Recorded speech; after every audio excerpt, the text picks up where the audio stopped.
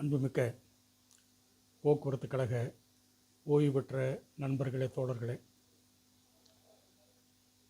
ரேவா அமைப்பினுடைய மாநில துணைத் தலைவர் சேதராமன், மாநில மைய நிர்வாகிகளுடைய ஆலோசனையின் பேரில் இந்த காணொளியை பதிவேற்றம் செய்கிறேன். நண்பர்களே, தோழர்களே, கடந்த 2 நாட்களுக்கு முன்பாக 21/7/2025 அன்று மதுரை உயர்நீதிமன்ற கிளையில் நமது அமைப்பு சார்பாக தொடரப்பட்ட வழக்குகளில் 3 வழக்குகள் விசாரணைக்கு வந்தது.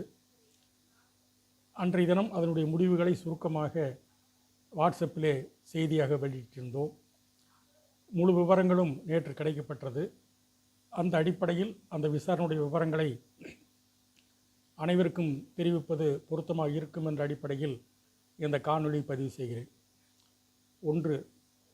அரசாணை 142 எதிர்த்த வழக்கில் நீதியரசர் தண்டபாணி அவனுடைய 2/3/2023 தீர்ப்பில் சம்பந்தப்பட்டுள்ள அந்த தீர்ப்பு பொருந்துகின்ற மதுரை மண்டல ரேவா நிர்வாகி சந்திரசேகருடைய வழக்கு, அவமதிப்பு வழக்கு 492/2024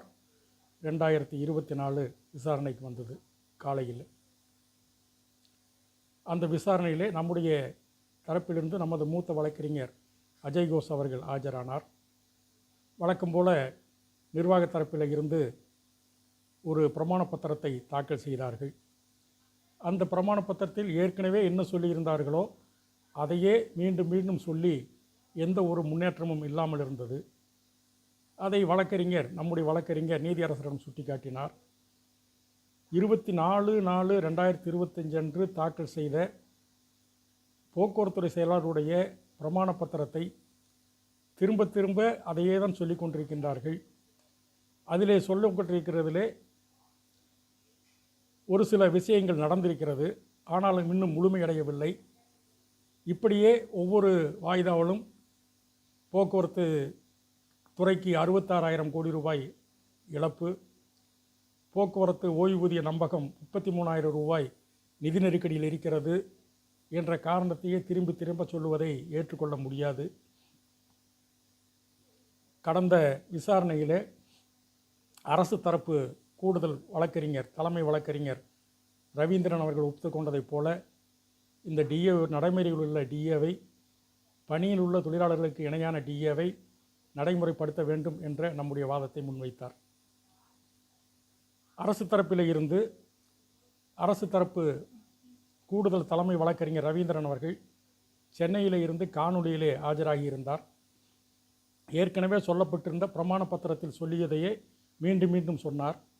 நாங்கள் முதலிலே 15 கோடி கொடுத்தோம், அடுத்து 30 கோடி கொடுத்து தற்போது மாதம் 45 கோடி வீதம் வழங்கி கொண்டிருக்கிறோம், தொடர்ந்து இதை கொடுப்போம் என்ற சொன்னாரே தவிர அதற்கு மாற்றாக கூடுதலாக தருவதை பற்றிய எந்த ஒரு குறிப்பையும் சொல்லவில்லை. ஆகவே நீதியரசர் அவர்கள் இதையே சொல்லி கொண்டிருக்கின்றீர்கள். 2 மாதங்கள் 3 மாதங்கள் கழிந்து விட்டது. ஆனாலும் கூட இப்போதும் எந்த முன்னேற்றமும் இல்லாமல் பழைய பிரமாண பத்திரத்தை தாக்கல் செய்வது எந்த விதத்திலும் பொருத்தமல்ல. ஆகவே முழுமையான டிஏ வழங்குவதற்குண்டான ஏற்பாட்டோடு, அதற்குண்டான நடைமுறையோடு 11/8/2025 அன்று விசாரணைக்கு வர வேண்டும் என்று சொல்லி விசாரணையை 11/8/2025க்கு ஒத்திவைத்திருக்கிறார். நமது வழக்கறிஞர் சுமார் 25 நிமிடங்கள் நமது தரப்பு வாதங்களை எல்லாம் எடுத்து முன்வைத்தார். அதனுடைய அடிப்படையிலும் அரசு தரப்பினுடைய அந்த வாதங்களையும் கேட்டுக்கொண்ட நீதியரசர் அவர்கள் 2 வார கால அவகாசம் கொடுத்து 11/8/2025க்கு அந்த வழக்கை ஒற்றி வைத்திருக்கின்றார். என்ன நடக்கிறது என்று பார்ப்போம்.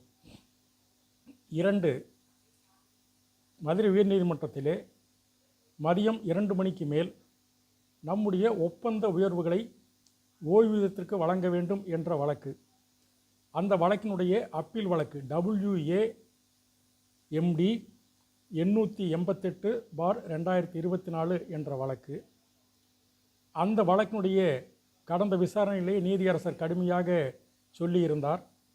இந்த விசாரணையின் போது அரசு தரப்பிலே இருந்து ஓய்வூதிய ஒப்பந்த உயர்வுகளை ஓய்வூதியத்தில் உயர்த்தி வழங்குவதற்குண்டான வழிவகை என்பது ஓய்வூதிய விதிகளில் இல்லை.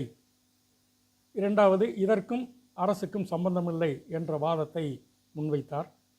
நமது தரப்பு வழக்கறிஞர் சுமார் 30 நிமிடம் நம்முடைய வாதங்களை திறமையாக எடுத்து முன்வைத்தார். குறிப்பாக சொல்ல வேண்டும் என்று சொன்னால், போக்குவரத்து கழகங்களிலே ஓய்வூதிய நம்பகத்திலே நிதி இல்லை என்று சொன்னால் அதற்கு ஓய்வு பெற்ற தொழிலாளி எந்த விதத்திலும் பொறுப்பல்ல. இரண்டாவது, ஓய்வூதிய விதிகளிலே ஒப்பந்த உயர்வுகளை உயர்த்தி வழங்குவதற்கு வழிவகை இல்லை என்று சொன்னால் ஊதிய குழு உயர்விலே வரக்கூடிய அதிகாரிகள் அவர்கள் தரப்பிலே அந்த ஊதிய குழுவுடைய சிபாரிசின் அடிப்படையில் முன்தேதியிட்டு பணப்பலன்களும் ஓய்வூதியமும் உயர்த்தி வழங்கப்பட்டிருக்கிறது. அதற்கு வழிவகை இருக்கின்ற போது ஒப்பந்த உயர்வுகளை உயர்த்தி வழங்குவதற்கு ஏன் வழிவகை இருக்காது என்ற கேள்வியை முன்வைத்தார். நீதியரசர் அதை புரிந்து கொண்டு உடனடியாக அரசு தரப்புக்கு நீங்கள் ஒரு முடிவோடு, நல்ல முடிவோடு வர வேண்டும் என்று சொல்லி 29/7/2025க்கு அந்த வழக்கை ஒத்திவைத்திருக்கின்றார். நம்முடைய வாதங்களை திறமையாக வைத்தோம். 434 பக்க பிரமாண பத்திரத்தை தாக்கல் செய்திருக்கிறோம். ஆகவே நமது தரப்பிலே ஆணைத்தரமான ஆவணங்களும் வாதங்களும் முன்வைக்கப்பட்டுள்ளது என்பதை தோழர்கள் புரிந்து கொள்ள வேண்டும். மூன்றாவது, 2/3/2023 நீதியரசர் தண்டபாணி அவர்கள் அளித்த தீர்ப்பில் சம்பந்தப்பட்ட 63 பேர் சம்பந்தப்பட்ட அந்த வழக்கு, அதிலே கோவை பேரவையுடைய வழக்கும் இருக்கிறது, சந்திரசேகர் வழக்கும் இருக்கிறது, நம்முடைய மதுரை கிளையினுடைய மதுரை மண்டல புதூர் கிளையினுடைய தலைவர் தோழர் முத்துசாமியினுடைய வழக்கு ஒன்றும் அதில் இருக்கிறது. அதனுடைய நம்பர் WPMD 11/847/2022. அந்த வழக்கினுடைய தீர்ப்பை அமுல்படுத்தவில்லை என்று நீதிமன்ற அவமதிப்பு வழக்கு CPMD 539/2024 தொடுத்திருந்தார். அந்த வழக்கு அன்று மதியமே விசாரணைக்கு வந்தது. அந்த வழக்கிலும் அரசு தரப்பில் இருந்து கடந்த முறை சொன்னதையே சொன்னார்கள். நமது தரப்பு வழக்கறிஞர் ராகுல் அவர்கள் திறமையாக வாதம் செய்து இதையே திரும்ப திரும்ப சொல்லிக் கொண்டிருக்கின்றார்கள். ஆகவே இதற்கு தீர்வு காணுகின்ற வகையிலே 2/3/2023 தேதியிட்ட உத்தரவில் நீதியரசர் தண்டபாணி நீங்கள்தான் தீர்ப்பளித்திருக்கிறீர்கள். உங்களது தீர்ப்பின் மீது மீண்டும் மீண்டும் இப்படிப்பட்ட விசாரணைகள் நடந்து வருகிறது என்பதை சுட்டிக்காட்டியவுடன் நீதியரசர் நம்முடைய வாதத்தை ஏற்றுக்கொண்டு 25/7/2025 இந்த வாரம் வெள்ளிக்கிழமை அந்த வழக்கை பட்டியலிட்டு அந்த வழக்கை விசாரணை கொண்டு வர வேண்டும் என்று ஒத்திவைத்திருக்கின்றார். ஆகவே ஒரே நாளிலே 3 வழக்குகள் ரேவா சார்பிலே வந்தது.